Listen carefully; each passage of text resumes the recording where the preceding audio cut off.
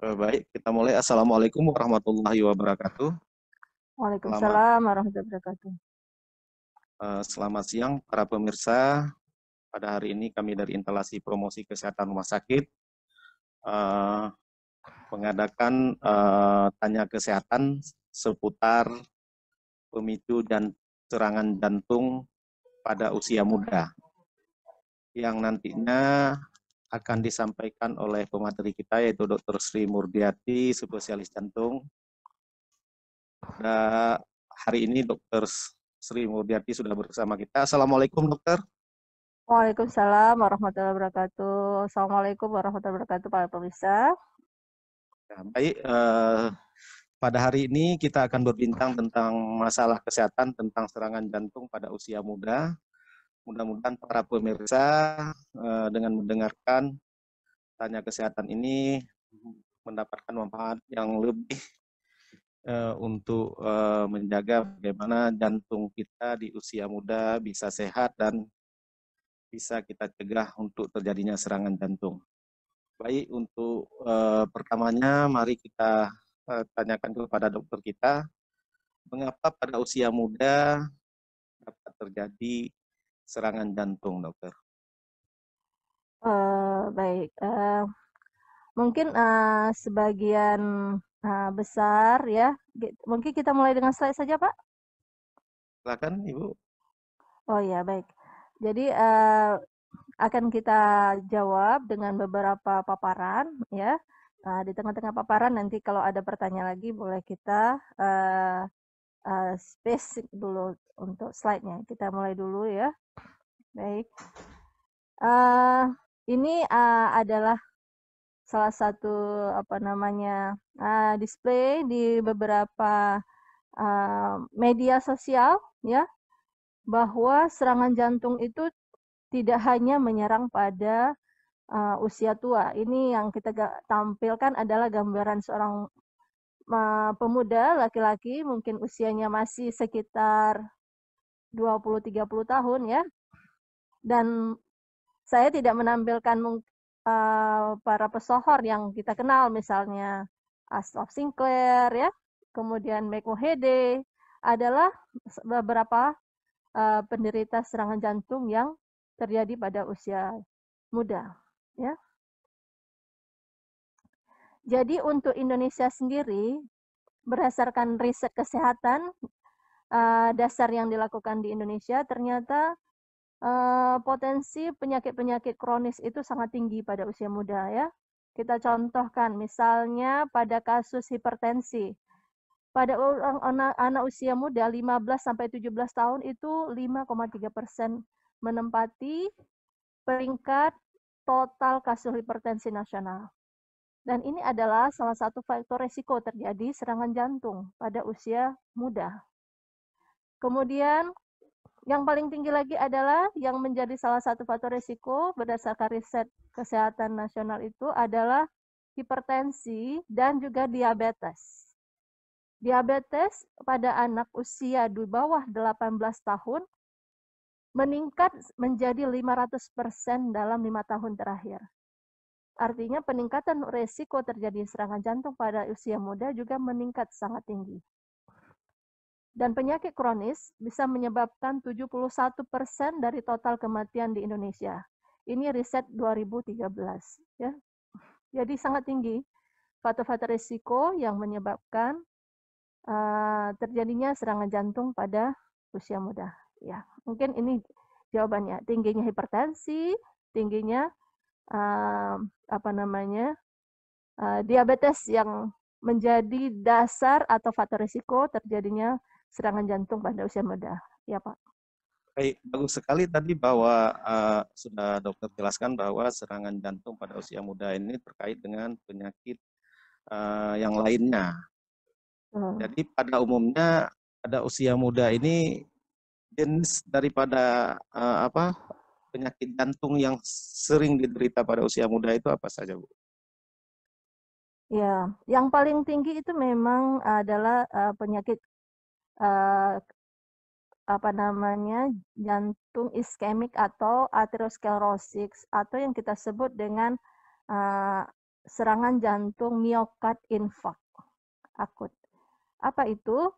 Yaitu adalah penyakit jantung koroner di mana terjadi gangguan fungsi jantung akibat otot jantungnya kekurangan suplai darah, akibat penyumbatan dan penyempitan pada pembuluh darah koronernya, akibat kerusakan lapisan dinding pembuluh darah. Nah, ini tampak ya gambarnya bahwa ini jantung utama kita, dan koroner itu adalah pembuluh darah yang mensuplai otot jantung itu sendiri, dan dia kecil, 2,5 sampai 4 mili. Dan itulah yang menjadi penyebab kematian tertinggi. Jika yang kecil ini sumbat total, maka terjadi kematian jantung dan kematian manusia mendadak.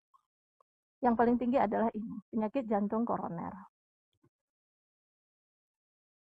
Baik, Bu. Berarti penyebab terjadi jenis penyakit yang sering terjadi pada usia muda itulah gangguan jantung koroner, Bu ya. Penyakit jantung koroner Bapak. Ya, yang betul. sudah Ibu jelaskan. Sedikit mungkin Ibu supaya kaum muda juga tahu bahwa apa ada hubungan dengan gaya hidup kaum muda sekarang seperti merokok, nongkrong di warung, ngopi, dan suka bergadang. Apa ada terkait dengan penyakit jantung pada usia muda sekarang? Ya, betul. Ya, sebenarnya semua faktor resiko yang disebutkan tadi adalah faktor resiko yang didapat ya. Faktor resiko yang masih bisa diubah, betul seperti yang Bapak bilang, gaya hidup, merokok, ini dia. Ya, semua ini bisa menjadi pemicu terjadinya faktor resiko serangan jantung. Namun ada yang faktor resiko yang tidak bisa dimodifikasi, ya. Misalnya jenis kelamin, seperti gambar kita yang kedua tadi, bahwa laki-laki itu lebih cenderung untuk terjadinya serangan jantung. Artinya kalau dia wanita pada usia lebih muda, untuk terjadinya serangan jantung itu lebih kecil. Dan keturunan, kalau ada orang tuanya yang mempunyai risiko serangan jantung, maka anak-anaknya walaupun masih usia muda menjadi lebih tinggi berisiko serangan jantung. Selain yang Bapak sebutkan tadi ya, ini yang disebutkan oleh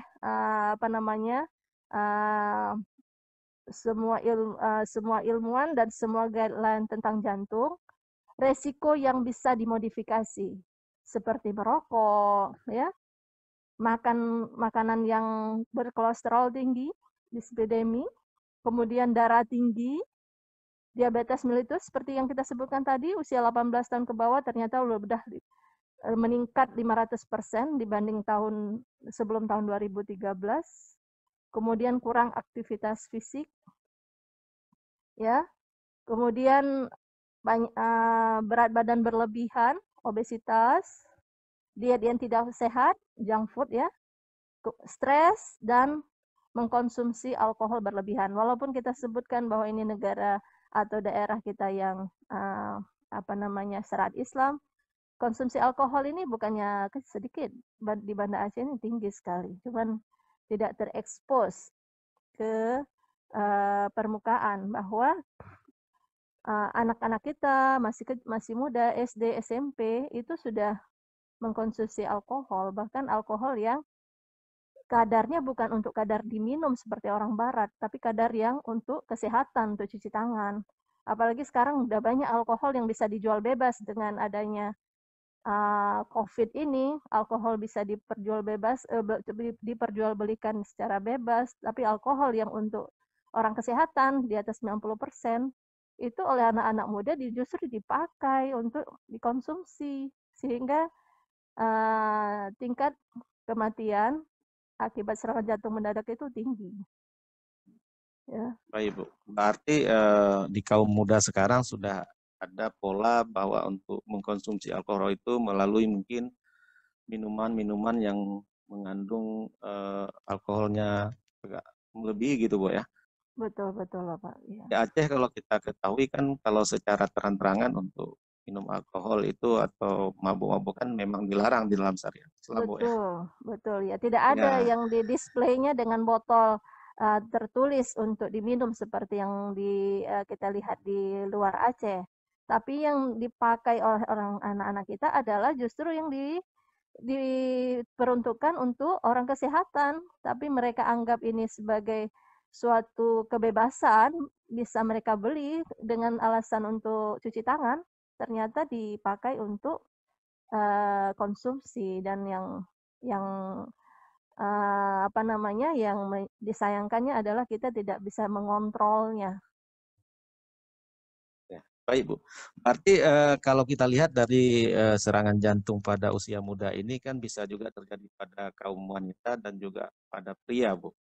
Betul, Kira-kira betul. prevalensi penyakit jantung pada usia muda ini antara perempuan dan laki-laki itu bagaimana gambarannya, Bu? Oke, ini uh, masih di Riskesdas ya tadi ya. Ternyata ini tampak ya bahwa di display itu ditulis penyakit jantung musuh utama laki-laki. Pada usia kurang dari 55 tahun, artinya sebelum kalau wanita sebelum dia menopause ya, dia tingkat prevalensi untuk serangan jantung itu 1:3. 1 perempuan bisa 3 laki-laki. Nah, artinya pada usia muda, tingkat kejadian serangan jantung pada wanita itu lebih kecil, sepertiganya dari laki-laki. Arti lebih kecil pada wanita dibandingkan laki-laki, Bu ya? Sepertiganya, Betul, Bu ya? betul. Baik, Bu. Untuk mengatasi atau mencegah, apa yang harus dilakukan untuk mengurangi risiko serangan jantung pada usia muda, Bu? Mungkin lebih jelas dan detail sehingga pada kaum muda atau anak-anak remaja kita ini bisa mencegah dari awal sebelum terjadi. Baik, Baik. Bu. Mungkin kita lihat bahwa siklus untuk terjadinya penyumbatan atau terjadinya penyakit jantung dan pembuluh darah atau cardiovascular event, tidak hanya di jantung ya, tapi hari ini kita mengkhususkan di jantung, itu sudah dimulai sejak awal siklus kehidupan kita, ya. Nah, ada faktor risiko di saat masih kita dalam kandungan, yaitu adalah keturunan tadi. Artinya, kalau kita mempunyai ayah ibu yang juga mempunyai faktor risiko penyakit jantung koroner, maka hal itu diturunkan. Artinya, di saat kita dalam kandungan pun kita sudah membawanya. Kemudian, pada usia bayi dan balita, di saat kita sudah mulai inisiasi makanan pengganti ASI atau makanan dini, mungkin kita sudah disuplai dengan makanan berkarbohidrat atau dengan gula atau dengan kolesterol yang tinggi. Ya, sebenarnya untuk masih bayi dan balita, garam dan gula asli itu sangat disarankan untuk tidak dikonsumsi secara berlebihan. Bahkan kalau bayi itu mungkin tidak boleh diperkenalkan dahulu. Namun kita karena ini memang edukasi kurang, anak-anak kita berikan minuman manis, kadang-kadang hanya susunya sedikit, gulanya yang bisa sampai 3 sendok atau mungkin memang air gula semuanya. Sehingga usia remaja dia sudah kena diabetes. Dan diabetes seperti kita sebutkan di awal tadi merupakan faktor resiko terjadinya penyakit jantung koroner.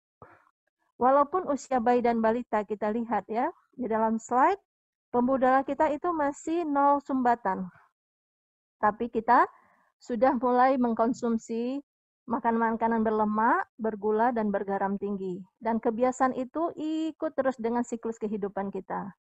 Usia remaja mungkin sudah terbentuk 30% sumbatan tadi. Pembuluh darah yang mulus sudah mulai ada gangguan aliran 30%. Namun belum ada gejala. Belum ada rasa sakit dada, belum ada rasa cepat capek. Nah, setelah usia makin bertambah, mungkin 40 tahun ke atas ya, itu bisa sampai penyumbatannya 70%. Ini sudah mulai ada rasa nyeri saat berjalan sedikit atau olahraga jauh sudah mulai bernyeri. Ya. Nah, kalau sumbatannya 90%, atau bahkan 99%, inilah yang bisa menyebabkan serangan jantung dan kematian mendadak. Kalau semua ini terjadi pada usia di atas 80 tahun, lansia, itu sudah masalah pembuluh darah yang alamiah terjadinya kekakuan. Namun jika terjadi di bawah 80 tahun ke bawah ini, maka siklus penyakit jantung koroner itu adalah kesalahan lifestyle kita. Ya, inilah yang bisa menyebabkan penyakit jantung koroner dan penyakit kardiovaskular yang lainnya. Nah, untuk lebih jelasnya secara mikroskopis ini kita lihat ya tadi gambaran deskriptifnya. Ini pembuluh darah yang tampaknya lubangnya sudah menyempit, kolesterolnya tertumpuk di pembuluh darahnya. Tapi dia belum keluar dari dinding pembuluh darah, ya masih membuat pembuluh darah itu menebal, tapi belum keluar dinding. Nah, kalau sudah mulai keluar dinding seperti ini, dan kemudian dia menutup dengan dengan akut, maka inilah yang menyebabkan serangan jantung akut. Ya, ini ada peneliti yang sangat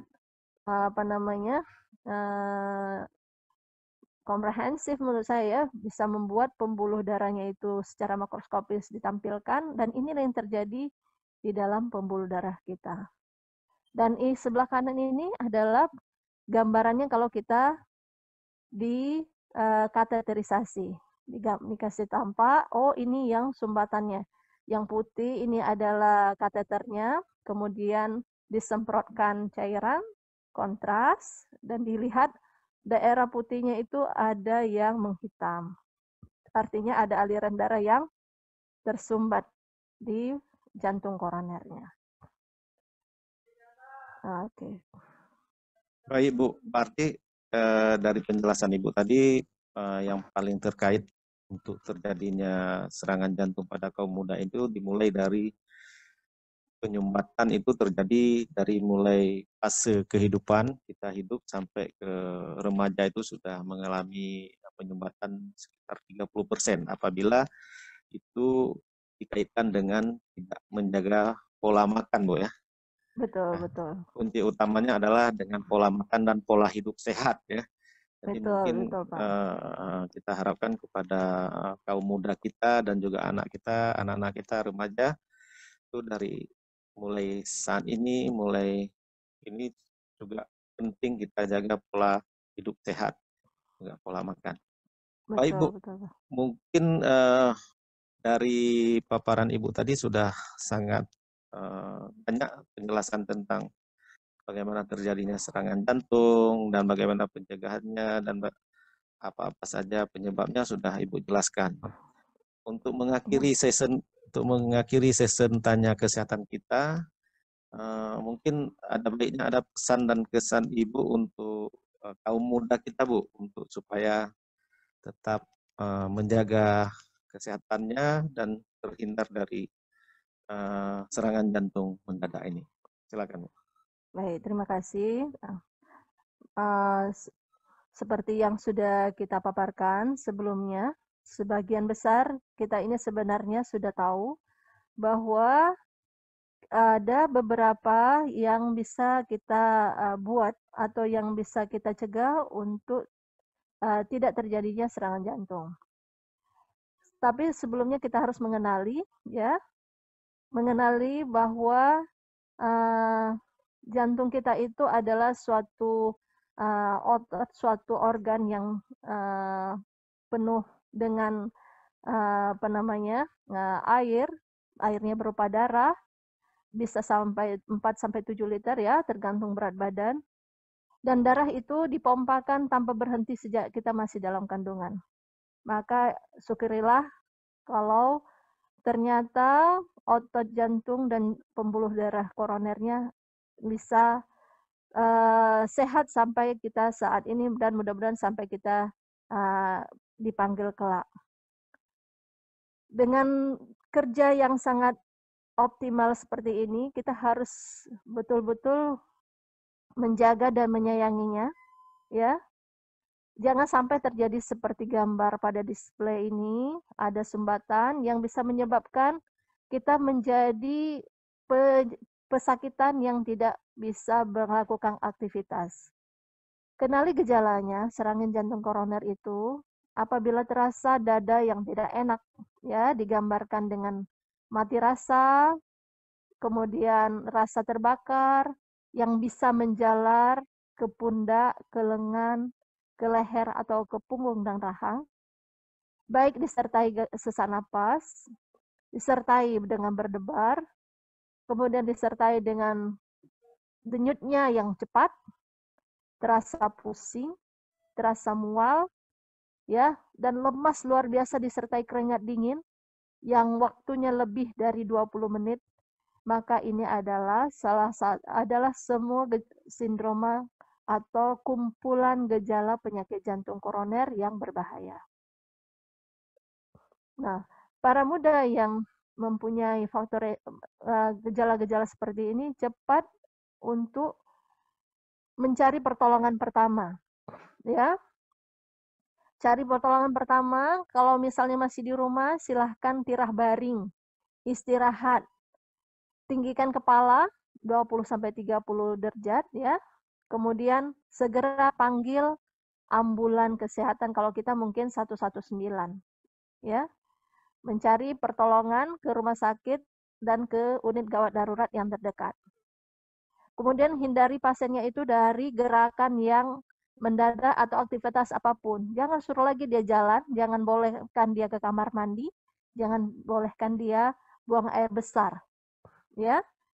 Jika ada obat-obatan yang bisa membantu membuka pembuluh darah, misalnya sebelumnya dia udah punya gejala dan diberikan obat oleh dokter, misal disebut dengan isosorbit dinitrat, kemudian saat ini dia terjadi serangan yang akut, berikan obat itu di bawah lidah, ya, sambil pasiennya dilarikan ke rumah sakit.